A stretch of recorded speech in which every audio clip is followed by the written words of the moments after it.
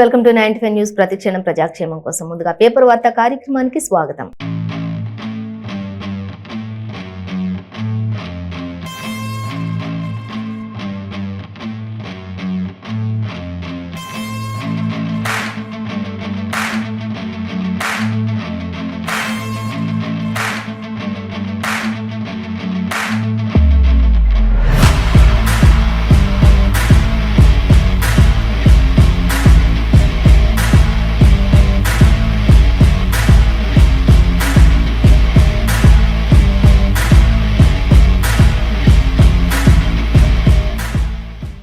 ఈ రోజు మన ముందు ఆంధ్రజ్యోతి, ఈనాడు, వెలుగు దినపత్రికలున్నాయి.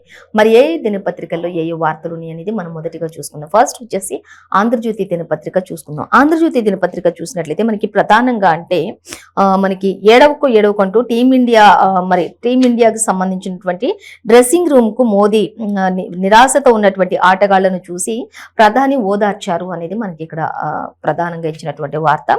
ఇంకా ఆ తర్వాత మరొక వార్త మనం చూసినట్లయితే బీజేపీ జెండా సకల జనులకు అండా అంటూ మనకి బీజేపీకి సంబంధించి ఆయా ప్రాంతాలలో జరుగుతున్నటువంటి సభలను ఉద్దేశించి మనకి ఇవ్వడం జరుగుతుంది.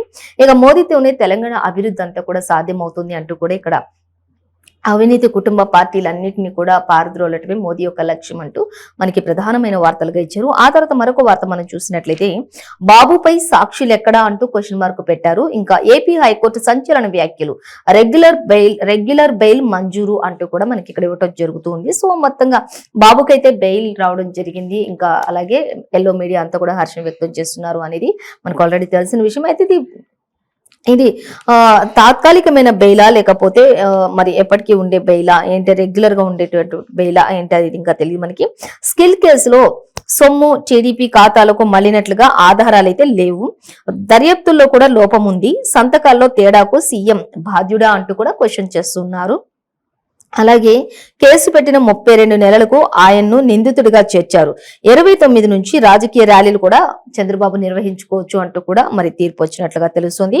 ఏపీ హైకోర్టు తీర్పు ఇచ్చేసింది. ఇప్పటికే టీడీపీ అధినేతకు ఊరట లభించిందని చెప్పుకోవచ్చు మనం ఈ విషయంలో అంటూ కూడా ఇచ్చారు. ఈ నెల 29 నుంచి కూడా ఇంకా చంద్రబాబు మరి పార్టీలకు సంబంధించి అన్ని కూడా ఆయన మరి చేసుకోవచ్చు అంటూ కూడా ఇచ్చారు. ఇంకా పార్టీలకు సంబంధించినటువంటి ర్యాలీలు కానీ ఇంకా సభలు కానీ ఇవన్నీ కూడా నిర్వహించుకోవచ్చు అంటూ కూడా ఏపీ హైకోర్టు మరి తీర్పునిచ్చినట్లుగా తెలుస్తుంది. దీంతో కాస్త ఎల్లో మీడియాకి అయితే ఊరట లభించిందని చెప్పేసి మనం గమనించవచ్చు. అలాగే మరొక వార్త చూస్తే ఇంకా అవినీతి కుటుంబ పార్టీలు అభివృద్ధి నిరోధకాలు అంటూ మోదీతోనే తెలంగాణ అభివృద్ధి సాధ్యమవుతుంది అంటూ కూడా మరి బీజేపీ అలాగే కమలనాథులు చెప్తూ ఉన్నారు. ఇంకా బీజేపీ జెండా అంతా కూడా మరి సకల జనులకు అండగా ఉంటుంది అనేది కూడా మనకి ఇక్కడ ఇచ్చారు. ఇక ఒకరితో మేడిగడ్డ ముగిసింది, టీఎస్పీఎస్సీ పేపర్లు లీక్ అయ్యాయి, తెలంగాణ ఆగమైపోయింది అంటూ కూడా చెప్తున్నారు. ఇంకొకరితో జలయజ్ఞంతో ధనయజ్ఞంగా మారింది, ఉగ్రదాడులకు హైదరాబాద్ వేదిక అయింది అంటూ కూడా మనకి తెలంగాణ వివక్షకు గురైంది అంటూ కూడా ప్రధాని మోదీ చెప్పడం జరుగుతుంది. ఇంకా ఇతర పార్టీలను ఉద్దేశించి అలాగే ఏదైనా తెలంగాణ అభివృద్ధి చెందాలి అంటే మాత్రం ఖచ్చితంగా మరి కమలం గెలిపించాలి అంటూ కూడా బీజేపీని గెలిపించండి అంటూ చెప్తూ ఉన్నటువంటి పరిస్థితి. అలాగే ఇంకా మరొక వార్త మనం చూస్తే కాంగ్రెస్ ది భూమాత కాదు భూమేత అంటూ కూడా మనకి ఇక్కడ జేపీ నడ్డా కూడా మాట్లాడుతున్నారు, అమిత్ షా మాట్లాడుతున్నటువంటి పరిస్థితి కూడా మనం గమనించవచ్చు. అలాగే సీఎం కేసీఆర్ ప్రజా ఆశీర్వాద సభల్లో కూడా ఆయన కూడా కాంగ్రెస్ ను ఉద్దేశించి అనేక వ్యాఖ్యలు చేస్తూ ఉన్నటువంటి పరిస్థితిని కూడా మనం గమనించవచ్చు అనేది మనకి ఇక్కడ ఇచ్చారు. సో వాటికి సంబంధించి కూడా మనం డీటెయిల్స్ చూద్దాం. ఇక స్టేషన్ గన్పూర్ సభలో కేసీఆర్ కూడా చేపల బుట్టలను బహుకరిస్తున్నటువంటి సీఎం కేసీఆర్ అంటూ ఇచ్చారు మత్స్యకారులకు. అలాగే ఇంకా ఆయన ఏం చెప్తున్నారు అనేది కూడా చూసి ఆ పార్టీ వస్తే కాంగ్రెస్ పార్టీ వస్తే కరెంటు కాటగాపుతారు అంటూ కూడా ఇచ్చారు. అలాగే ఇందిరమ్మ రాజ్యం బాగుంటే అసలు ఎన్టీఆర్ ఎందుకు వచ్చేవారు అంటూ కూడా ఇచ్చారు. ఇక పార్టీ ఎందుకు పెట్టారు అంటూ కూడా ఇచ్చారు. 2 రూపాయలకే కిలో బియ్యం ఎందుకు ఇచ్చారు, ఒకవేళ ఇందిరమ్మ రాజ్యం అప్పుడు ఉన్నప్పుడు అంటూ కూడా క్వశ్చన్ చేస్తున్నారు. ఇక అలాగే అది ఎమర్జెన్సీ రాజ్యం, దొంగల రాజ్యం కాబట్టి ఎన్టీఆర్ వచ్చారు అంటూ చెప్తున్నారు. అభ్యర్థుల్లో రాయి ఎవరు రత్నం ఎవరో కూడా చూడండి అంటూ కూడా ప్రజలకు హితవు చేస్తూ ఉన్నారు సీఎం కేసీఆర్. అభ్యర్థులు అందరూ కూడా ఒకటే చేయాలి, రాయి ఎవరు రత్నం ఎవరు అనేది ఆలోచించుకొని ఓటు వేయండి, మీ ఓటుతో ఎంతో అమూల్యమైన మీ ఓటు ముద్రను కారు గుర్తుకు ఓటు వేయండి అంటూ కూడా చెప్తున్నారు. మీ కళ్ళ ముందులో ఉన్నది రాయా రత్నమా అనేది ఆలోచించుకోండి అంటూ కూడా చెప్తూ ఉన్నారు సీఎం కేసీఆర్. అలాగే కమ్యూనిస్టులారా మీ ఓటును కూడా మోరీలో వెయ్యొద్దు అంటూ కూడా సీఎం కేసీఆర్ చెప్తూ ఉన్నారు. అలాగే బీఆర్ఎస్ ని ఓడగొట్టకుంటే ప్రజలే బాధపడతారు. ఒకవేళ ఇప్పుడు గనక బీఆర్ఎస్ ని ఓడగొట్టుకుంటే మాత్రం ప్రజలందరూ మళ్ళీ బాధపడాల్సిన పరిస్థితి వస్తుంది, మీరే ఆలోచించుకోండి అంటూ కూడా చెప్తున్నారు. కాంగ్రెస్ వస్తే మాత్రం మళ్ళీ ఉద్యమాలు చేయాల్సి వస్తుంది, ఖచ్చితంగా అదే జరుగుతుంది అంటూ కూడా చెప్తూ ఉన్నారు. ఇక మేము అధికారంలోకి రాగానే ఇళ్లు లేని ప్రతి మనిషికి కూడా ఇళ్లు కట్టిస్తామని చెప్పేసి చెప్తూ ఉన్నాం. అలాగే ఇక ఆటోలకు ఫిట్నెస్ ఫీజు కూడా రద్దు చేస్తామంటూ కూడా చెప్తున్నారు. అధికారంలోకి రాగానే ఇల్లు లేని మనిషి లేకుండా చేస్తాం, ప్రతి ఇంటికి కూడా ప్రతి మనిషికి కూడా ఇల్లు ఉండేలా చేస్తాము, ఆటోలన్నిటి కూడా ఫిట్నెస్ బిల్స్ ఏవైతే ఉంటాయో అవన్నీ కూడా రద్దు చేస్తామంటూ చెప్తున్నారు. నల్గొండ, నకరేకల్, స్టేషన్ గన్పూర్, మానుకొండూరు సభల్లోని కేసీఆర్ ఇంకా మత్స్యకారులను ఉద్దేశించి కూడా అనేక విషయాల్ని మరి ప్రస్తావించినట్లుగా తెలుస్తుంది. ఖచ్చితంగా మరి బీఆర్ఎస్ ని గెలిపించుకునే బాధ్యత ప్రజలందరి మీపైనే ఉంది అంటూ కూడా ఆయన చెప్తున్నారు. ఇన్నాళ్ళు నేను పోరాడని, ఇక మీరు పోరాడాల్సిన సమయం ఆసన్నమైంది అంటూ కూడా ప్రజలకు ఆయన మరి ప్రసంగిస్తూ ఉన్నటువంటి పరిస్థితిని మనం గమనించవచ్చు. అలాగే ఇక మళ్ళీ అధికారంలోకి రాగానే జాబ్ క్యాలెండర్ అంటూ కూడా మనకి ఇక్కడ మరొక వార్త కూడా ఇచ్చారు. డిసెంబర్ 4న మీతో సమావేశం అవుతాను అంటూ కూడా చెప్తున్నారు మంత్రి కేటీఆర్. అలాగే యువత కోరినట్లుగా టీఎస్పీఎస్సీ ప్రక్షాళన చేస్తాను, ఉద్యోగార్థులతో భేటీలో మంత్రి కేటీఆర్ మాట్లాడుతున్నారు. ఖచ్చితంగా నేను మళ్ళీ అధికారంలోకి రాగానే జాబ్ క్యాలెండర్ రిలీజ్ చేస్తాను అంటూ కూడా అక్కడ ఉద్యోగార్థులందరినీ కూడా కలిసి ఆయన మాట్లాడుతున్నటువంటి పరిస్థితిని కూడా మనకి ఇక్కడ ఇచ్చారు. ఖచ్చితంగా మళ్ళీ టీఎస్పీఎస్సీకి సంబంధించినటువంటి ప్రచారం కూడా చేస్తాను అంటూ కూడా ఆయన చెప్పడం జరుగుతూ ఉన్నటువంటి పరిస్థితిని కూడా మనం గమనించవచ్చు. అలాగే మరొక వార్త చూసినట్లయితే ఇక 3న మరో దీపావళి అంటూ ఇక్కడ అంటే అమిత్ షా చెప్తూ ఉన్నారు. ఇక కేసీఆర్ అవినీతితోనే కాళేశ్వరానికి నష్టం జరిగింది అంటూ కూడా అమిత్ షా కూడా ఇక్కడ ప్రసంగిస్తూ ఉన్నారు. బీజేపీ గెలుపుతో రాష్ట్రంలో పండుగ చేద్దామంటూ అమిత్ షా మళ్ళీ డిసెంబర్ 4న ఖచ్చితంగా అధికారంలోకి వచ్చేది బీజేపీయే కాబట్టి ఆ రోజు మళ్ళీ మరో దీపావళిని చేసుకుందాం అందరం కూడా కలిసి అంటూ కూడా ఆయన చెప్పడం జరుగుతూ ఉన్నటువంటి పరిస్థితి. ఇక కాళేశ్వరం విషయానికి వచ్చినట్టయితే సీఎం కేసీఆర్ ను ఉద్దేశించి కమిషన్లకు కక్కుర్తి పడడం వల్లే ప్రాజెక్టు కుంగిపోయింది అంటూ కూడా అమిత్ షా వ్యాఖ్యానించారు. మేము వస్తే మళ్లీ రాష్ట్రం సస్యామలం అవుతుంది అంటూ కూడా చెప్తున్నారు. కొల్లాపూరు, ఎల్లారెడ్డి సభల్లో కేంద్ర మంత్రి గడ్కరీ కూడా అనేక వ్యాఖ్యలు చేసినట్లుగా తెలుస్తుంది అంటూ కూడా మనకి ఇక్కడ ఇచ్చారు.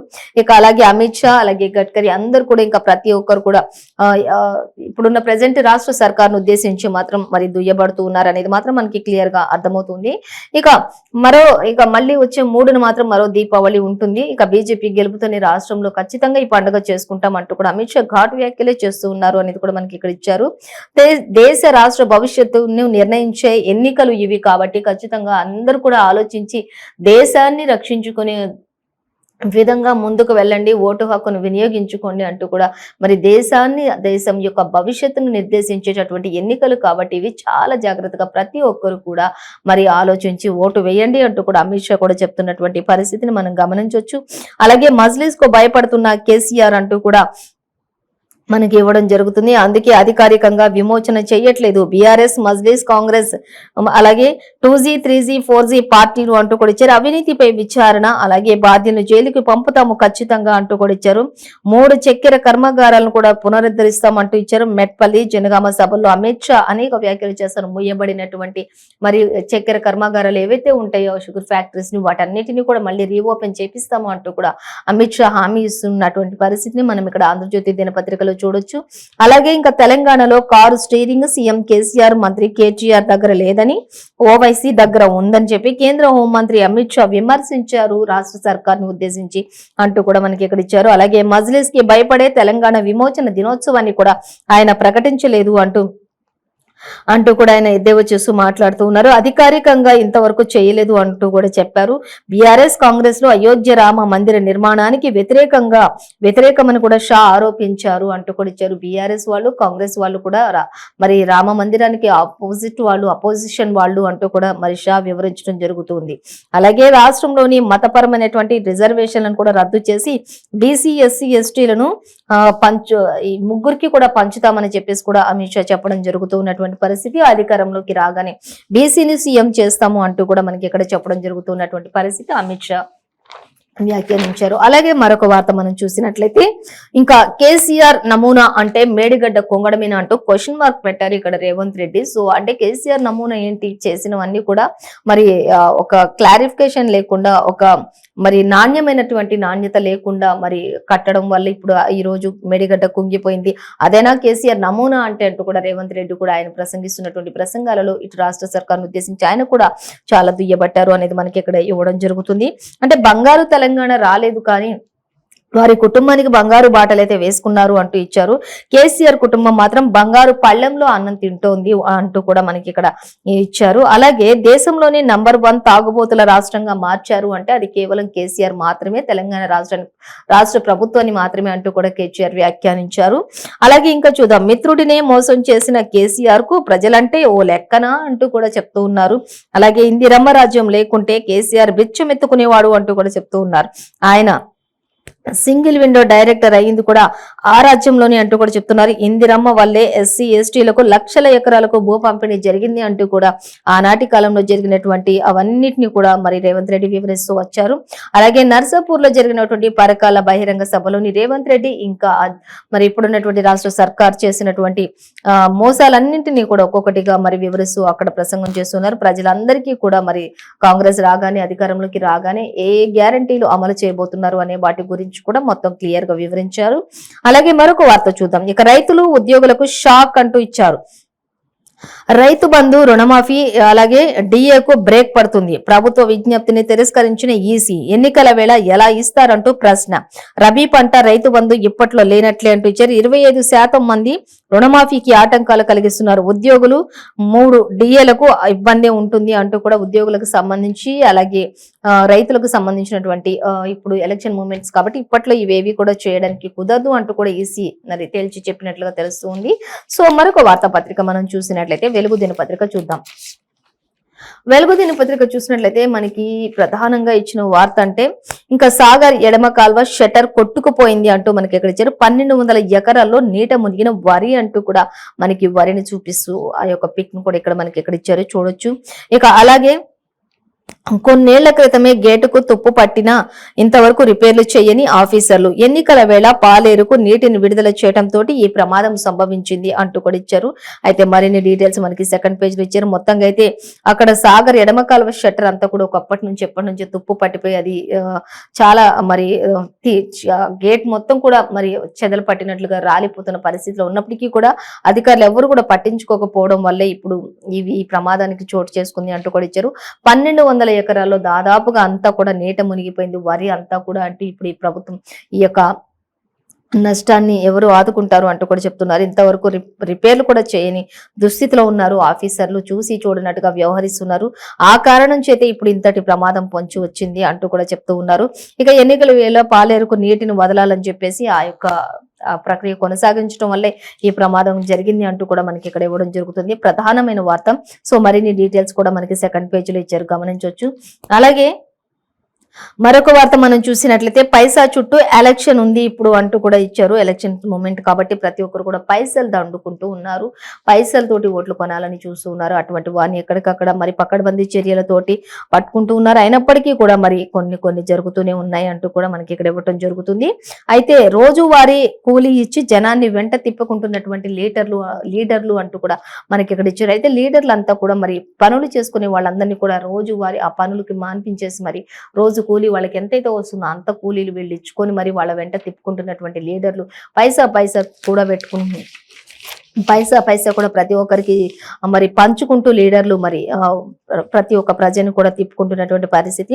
ఇక ఇంటింటి ప్రచారానికి వస్తే మాత్రం 200, సభకు వస్తే 300, 50 మందిని పట్టుకొస్తే 2000, అన్ని పనులు నెత్తినేసుకుంటే మాత్రం 5000 అంటూ కూడా మనకి ఇక్కడ ఇవ్వడం జరుగుతుంది. ఒక్కొక్క మరి పార్టీలో ఎవరెవరు ఏ విధంగా చేస్తారు, ఎవరు ఎలా చేస్తున్నారు, దేనికి సంబంధించి ఎంత అనేది కూడా ఇక్కడ కాస్ట్ కూడా ఇవ్వడం జరుగుతుంది. రోజువారికి కూలీ అనేది ఇచ్చేసి జనాన్ని అందరినీ కూడా లీడర్లు ఎలక్షన్ మూమెంట్ అయ్యే వరకు కూడా ప్రతి ఒక్కరు కూడా వారి వెంట తిప్పుకుంటున్నటువంటి లీడర్లు అంటూ ఇచ్చారు. ఒక్కొక్కరికి మరి ఇంటింటి ప్రచారానికి వస్తే 200, అలాగే పార్టీలోకి వస్తే మన సభలకు వస్తే 300, ఒకవేళ ఒక 50 మందిని తీసుకొస్తే 2000, మొత్తం పార్టీని అంతా కూడా భారం మోస్తూ మరి పార్టీలో మరి ఒక ఉన్నతమైన స్థితిలో తిరుగుతూ అందరినీ ముందుకు నడిపిస్తూ ఉన్నట్లయితే వాళ్ళకి 5000 ఇలా కాస్ట్ చేసుకుంటే ఇక పార్టీలో చేరే లోకల్ లీడర్లకు మాత్రం 5 లక్షల నుంచి 12 లక్షల వరకు ఇస్తున్నారు. రిజర్వ్డ్ స్థానాల్లో కన్నా కూడా జనరల్ షీట్లలోనే ఎక్కువ డిమాండ్ అయితే ఉంటుంది అంటూ కూడా మనకు అక్కడ మరి క్లియర్ గా మెన్షన్ చేయడం జరుగుతుంది. ఇది ఒకరని కాదు, ప్రతి పార్టీ కూడా చేస్తూ ఉన్నదే అంటూ ఇక్కడ ఇచ్చారు. హుజూరాబాద్ కి మునుగోడుకు జైపూల్స్ ఎఫెక్ట్ కూడా ఎక్కువగానే పడుతూ ఉంది అంటూ కూడా మనకి ఇక్కడ ఇవ్వడం జరుగుతుంది. సో వీటికి సంబంధించినటువంటి ఇంకా మరిన్ని డీటెయిల్స్ కూడా మనకి సెకండ్ పేజ్ లో ఇచ్చారు, గమనించవచ్చు. అలాగే ఇక మరొక వార్త చూస్తే రాష్ట్రంలో మేము గెలిస్తే కేసీఆర్ జైలుకే అంటూ ఇక్కడ అమిత్ షా మాట్లాడుతున్నారు. అవినీతిలో దేశంలోనే తెలంగాణ నెంబర్ 1 స్థానంలో ఉంది అంటూ అమిత్ షా వ్యాఖ్యానించారు. అలాగే ఇంకా ఆయన ఏం చెప్తున్నారు అనేది చూసినట్లయితే కేసీఆర్ మిషన్ అంటే అది కమిషన్, అంటే కమిషన్ల ముఠాను బయటకు గుంజుతాం ఖచ్చితంగా అధికారంలోకి రాగానే అంటూ కూడా అమిత్ షా చెప్తున్నారు. సామాజిక న్యాయం కోసం బీసీని సీఎం చేస్తున్నాం అంటూ కూడా ఆయన చెప్తున్నారు. మతపరమైన ముస్లింల రిజర్వేషన్లను ఎత్తేసి ఎస్సీ ఎస్టీ బీసీ రిజర్వేషన్లు పెంచుతాం అంటూ కూడా ఆయన వ్యాఖ్యానించారు. అలాగే భైరాన్పల్లి అమరవీరుల స్మృతి చిహ్నం నిర్మిస్తున్నామంటూ కూడా హామీ ఇచ్చారు. జనగామ సభలో కేంద్ర మంత్రి అమిత్ షా కూడా అనేక వ్యాఖ్యలు చేసినట్లుగా మనం గమనించవచ్చు. ఖచ్చితంగా అధికారంలోకి రాగానే మాత్రం ఫస్ట్ కేసీఆర్ జైలుకే వెళ్తాడు. ఎందుకంటే ఆయన చేసిన అవినీతి మొత్తం కూడా దేశంలో తెలంగాణ నెంబర్ 1 స్థానంలో ఉంది కాబట్టి ఆ అవినీతిని అంతటిని కూడా, అవినీతి చిట్టాన్ని అంతా కూడా బయటకు తీస్తాము అంటూ కూడా ఆయన చెప్పడం జరుగుతుంది. అలాగే ఇక మరొక వార్త చూస్తే ఇందిరమ్మ రాజ్యం లేకపోతే కేసీఆర్ ఫ్యామిలీ అడుక్కు తినేది అంటూ ఇక్కడ మంత్రి కేటీఆర్ కూడా చెప్తూ ఉన్నటువంటి పరిస్థితిని మనం గమనించవచ్చు. చూద్దాం ఇంకా టిపిసిసి అధ్యక్షులు రేవంత్ రెడ్డి ఏం చెప్తున్నారని చూస్తే ఇందిరమ్మ రాజ్యం లేకపోతే కేసీఆర్ ఫ్యామిలీ అడుక్కు తినేది, బంగారు తెలంగాణ పేరు చెప్పి తాగుబోతుల అడ్డాగా మార్చిండు అంటూ రేవంత్ రెడ్డి ఎత్తివ చేస్తూ ఉన్నారు. అలాగే కేసీఆర్ ఇక ఫామ్ హౌస్ లోనే రెస్ట్ తీసుకోవాల్సిందే నువ్వు అంటూ కూడా చెప్తూ ఉన్నారు.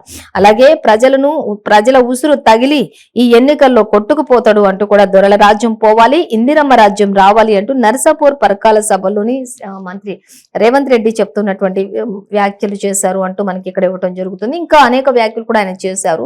ఆయన ఇంకా ఆ ప్రసంగంలో ఏం మాట్లాడారు ఏంటి అనేది కూడా మనకి సెకండ్ పేజీలో ఇచ్చారు, గమనించవచ్చు. ఇక కేసీఆర్ విషయానికి వచ్చినట్లయితే ఈసారి అధికారంలోకి వస్తే ఉద్యోగాలు ఇళ్లు ఇస్తాం అంటూ చెప్తున్నారు. ఇప్పుడు వరకే ఏమి ఇచ్చామనేది, అలాగే ఈసారి అధికారంలోకి వస్తే ఏమి ఇస్తాం అనేది కూడా ఆయన చెప్తూ ఉన్నారు. వడ్లు ఎట్లా పండుతున్నాయో ఇండ్లు కూడా అట్లా కడతాం అంటూ కేసీఆర్ చెప్తూ ఉన్నారు. ఇప్పుడు వడ్లు ఏ విధంగా పండుతున్నాయి, ఒకప్పుడు ఎలా ఉండేది, చొక్క నీటి తాగడానికి లేక వెలువెలలాడిపోతున్నటువంటి ఎడారిని తలపిస్తున్నటువంటి తెలంగాణ ఈ రోజు వడ్లు ఏ విధంగా పండుతున్నాయి, 2 పంటలు ఎలా పండుతున్నాయి, సస్యామలంగా తెలంగాణ రాష్ట్ర ప్రభుత్వం ఎలా ఉంది, మరి ఇతర దేశాలకు ఎగుమతిని చేస్తున్నటువంటి ధనిక రాష్ట్రంగా తెలంగాణ రాష్ట్రాన్ని తయారు చేశాము. అలాంటి మరి ధాన్యం ఎలాగైతే పండుతుందో ఇంకా ఇండ్లు కూడా అప్పుడు అలా ఇస్తాం, ఉద్యోగాలు కూడా అప్పుడు అలా ఇస్తాం అంటూ నెక్స్ట్ అధికారంలోకి రాగానే జరిగే పనులైతే ఇవే అంటూ కూడా ఆయన చెప్పడం జరుగుతుంది. అలాగే ఇల్లు లేని మనిషి లేకుండా చేసుకుందామంటూ ఏ మనిషికైనా సరే ఖచ్చితంగా ఇల్లు ఉండే విధంగా చేసుకుందామంటూ ఇచ్చారు. ఫుడ్ ప్రాసెసింగ్ యూనిట్లతోటి ఎక్కడికక్కడ ఉద్యోగాలు వస్తాయంటూ కూడా ఆయన చెప్తున్నారు. ధరణిని తీసేసి తెచ్చేది భూమాత కాదు భూమేత, ఇందిరమ్మ రాజ్యం బాగుంటే ఎన్టీఆర్ పార్టీ ఎందుకు పెట్టిండు మరి అంటూ చెప్తున్నారు. ఆటోలకు ఫిట్నెస్ ఛార్జీలు రద్దు చేస్తాం అధికారంలోకి రాగానే అంటూ కూడా చెప్తున్నారు. ఎలక్షన్స్ తెల్లారే ఆర్టీసీ ఉద్యోగులను రెగ్యులరైజ్ చేస్తామంటూ కూడా చెప్తున్నారు. మానకొండూరు స్టేషన్ గన్పూరు నల్గొండ నకరేకల్ సభల్లో సీఎం కేసీఆర్ కూడా అనేక కామెంట్స్ చేశారు. అంటే ఆయన చేస్తున్నటువంటి అభివృద్ధి పనులు, ఇప్పటి వరకు చేసిన అభివృద్ధి పనుల గురించి సీఎం కేసీఆర్ ఈ సభలో ఉద్దేశించి ప్రసంగించారు. అలాగే ఇక మరొక వార్త చూద్దాం. ఇక ఈ సన్నాసులు ఆ చెత్తనా కొడుకుల్ని అడగాలి అంటూ కూడా చెప్తూ ఉన్నారు. ఎవరిని అడగాలి ఏంటి అనేది మనం చూస్తే వలిగొండ రోడ్ షోలో సహనం కోల్పోయిన కేటీఆర్ అంటూ కూడా మనకి ఇక్కడ ఇవ్వడం జరుగుతుంది. ఇంటికో ఉద్యోగం KG to PG ఏదంటూ ప్లకార్డులు చూపించిన యువకులపై ఫైర్ అయ్యారు కేటీఆర్ అంటూ ఇచ్చారు. ఈ సన్నాసులు నన్ను ఎందుకు అడుగుతున్నారు అంటూ కూడా మరి ఆ చెత్తన కొడుకుల్ని అడగాలి అన్నట్లుగా కూడా కేటీఆర్ సహనం కోల్పోయి మరి ప్లకార్డులు పట్టుకుని మరి యువత ఉద్యోగాల గురించి అడిగినప్పుడు KG to PG ఉద్యోగాలు ఎక్కడ కాలేజెస్ ఎక్కడ అని అడిగినప్పుడు వాళ్ళని ఉద్దేశించి మరి ఆయన మాట్లాడినటువంటి మాటలు ఇవి అంటూ ఇచ్చారు. ఇక చూపించిన ప్లకార్డులు చూపించిన యువకులపై ఫైర్ అయ్యారు. అడగనీకి ఈ సన్నాసులకు ఇజ్జత్ మానం రెండూ లేవు అంటూ కూడా చెప్తున్నారు. పోయి కాంగ్రెస్ వాళ్ళని అడగాలి, బీజేపీ వాళ్ళని అడగాలి. సాగునీళ్ళు ఇచ్చిండ్రా, వాళ్ళు తాగునీళ్ళు ఇచ్చిండ్రా, కరెంట్ ఇచ్చిండ్రా, రాహుల్ కు క్లబ్బులు పబ్బులే తెలుసు. మరి మేము నీళ్లు ఇచ్చినాం, మొత్తం మేము కాంగ్రెస్ వాళ్ళు కానీ బీజేపీ వాళ్ళు కానీ ఏమి ఇలా మరి మేము నీళ్లు ఇచ్చినాం, తాగడానికి ఇచ్చినాం, కరెంట్ ఇచ్చినాం, ఇంకా ఇవి జాలక మళ్ళీ ప్లకార్డులు పట్టుకుని మమ్మల్ని అడుగుతురా అంటూ కూడా ఆయన ఫైర్ అయినటువంటి పరిస్థితి. సో దానికి సంబంధించి ఇంకా మరిన్ని డీటెయిల్స్ కూడా మనం 5th పేజ్ లో గమనించవచ్చు. ఇంకా అలాగే మనకున్నది ప్రియమైన ప్రధాని కాదు, పిరమైన ప్రధాని. ఎలక్షన్ నాడు అడ్డం వస్తే తొక్కుడే, గెలుసుడే అని తొక్కేసుకుంటూ వెళ్ళి గెలుసుడేనని చెప్పేసి కామెంట్ కూడా చేశారు కేటీఆర్. ఖచ్చితంగా వెళ్ళి మీరు వాళ్ళని అడగాలి కానీ నన్ను అడగకండి అంటూ కూడా ఆయన చెప్తున్నారు. మేము ఏమేమి ఇవ్వాలో అవి ఇచ్చాం, నీళ్లు ఇచ్చినాం, తాగడానికి ఇచ్చినాం, అలాగే ఇంకా కరెంట్ కూడా ఇచ్చినాం, ఇంకా మిగతావి ఏమన్నా కావాలంటే పోయి వాళ్ళని అడగండి అంటూ కూడా చెప్తూ ఉన్నారు కేటీఆర్. అలాగే ఇంకా బందీలను ఆసుపత్రిలోనే దాచిన హమాస్ అంటూ మనకి ఇక్కడ ఇచ్చారు. చూద్దాం ఇక హమాస్ మిలిటెంట్లకు సంబంధించి, ఇజ్రాయెల్ కి సంబంధించి, గాజాకు సంబంధించి జరుగుతున్నటువంటి యుద్ధ వాతావరణానికి సంబంధించి మనం ఇక్కడ చూడొచ్చు. ఆల్ ఫిషా హాస్పిటల్ కు బందీలను తీసుకొచ్చినటువంటి మిలిటెంట్లు, సీక్రెట్ కెమెరా ఫుటేజ్ ని బయట పెట్టిన ఇజ్రాయెల్, గాజాలోని ఇండోనేషియన్ హాస్పిటల్ పై షెల్లింగ్, 12 మంది మృతి చెందారన్న హమాస్ అంటూ ఇచ్చారు. దానికి సంబంధించి ఇంకా మరిన్ని డీటెయిల్స్ కూడా మనకి 9th పేజీలో వివరంగా ఇచ్చారు, గమనించవచ్చు. మొత్తంగా అయితే ఇంకా అక్కడ జరుగుతున్నటువంటి హమాస్ మిలిటెంట్లకు సంబంధించినటువంటి ఇజ్రాయెల్ గాజా హమాస్ కి సంబంధించినటువంటి యుద్ధ వాతావరణం ఇంకా అక్కడ తలపిస్తూనే ఉంది. సో అక్కడంతా కూడా శాంతియుతంగా ఉండే విధంగా ప్రతి ఒక్కరు కూడా మరి విజ్ఞప్తి చేస్తూ ఉన్నారు. అయినప్పటికీ కూడా ఇంకా అక్కడ శాంతియుత వాతావరణం అయితే రాలేదు అనేది మనకు అర్థమవుతుంది. సో మరొక వార్తాపత్రిక మనం చూసినట్లయితే ఈనాడు దినపత్రిక చూద్దాం. ఈనాడులో కూడా మనకి ఫస్ట్ ప్రధానంగా ఇచ్చిన వార్త అంటే మనకి కాళేశ్వరం సహా అన్ని కుంభకోణాలపై విచారణ జరిపిస్తాము అంటూ అమిత్ షా చెప్తూ ఉన్నటువంటి ప్రధాన వార్త మనకి ఇక్కడ ఇచ్చారు. ఇక అలాగే కేసీఆర్ విషయానికి వచ్చినట్లయితే కాంగ్రెస్ తెచ్చేది భూమాత కాదు భూమేత అంటూ మనకి ఇక్కడ కాంగ్రెస్ ను ఉద్దేశించి మాట్లాడుతారు. అయితే బీజేపీ వాళ్ళేమో బీఆర్ఎస్ ను ఉద్దేశించి మాట్లాడుతున్నారు, బీఆర్ఎస్ ఏమో కాంగ్రెస్ ను ఉద్దేశించి మాట్లాడుతుంది, కాంగ్రెస్ ఏమో మరి ఇతర పార్టీలను ఉద్దేశించి అలాగే బీఆర్ఎస్ ను ఉద్దేశించి మాట్లాడుతున్నటువంటి పరిస్థితి. సో మనం ఈరోజు ఏ పేపర్ చూసినా కూడా మనకి మొత్తంగా అయితే ఇక పార్టీల హడావుడి ఎలక్షన్ మూమెంట్స్ కాబట్టి ఇంకా మరో వారం వరకు కూడా ఇవన్నీ కూడా ఇలాగే కొనసాగుతూనే ఉంటాయి. ఇంకా ఒకరు చేసే అభివృద్ధిని ఇంకొకరు చేసే మరి అభివృద్ధి ఏ విధంగా జరుగుతుంది, వాళ్ళ ద్వారా వీళ్ళ ద్వారా ఇంకెంత ముందుకు వెళ్తుంది అనేది ప్రతి పార్టీ కూడా మరి 3 పార్టీలు కూడా టఫ్ ఫైట్ తో కొనసాగిస్తూ ఉన్నారు. ఇంకా ఎవరికి వాళ్ళు తగ్గకుండా ముందుకైతే దూసుకు వెళ్తున్నారనే చెప్పుకోవచ్చు. సో ప్రజలు ఇచ్చే తీర్పు కోసం ఇంకా వెయిట్ చేయాల్సిందే అంటూ కూడా మనం ఇక్కడ గమనించవచ్చు. సో ఇదండి వాళ్ళ పేపర్ వార్త కార్యక్రమం విశేషాలు. మరో పేపర్ వార్తా కార్యక్రమం తోటి మళ్ళీ రేపు కలుసుకుందాం. అంతవరకు చూస్తూనే ఉండండి 95 న్యూస్.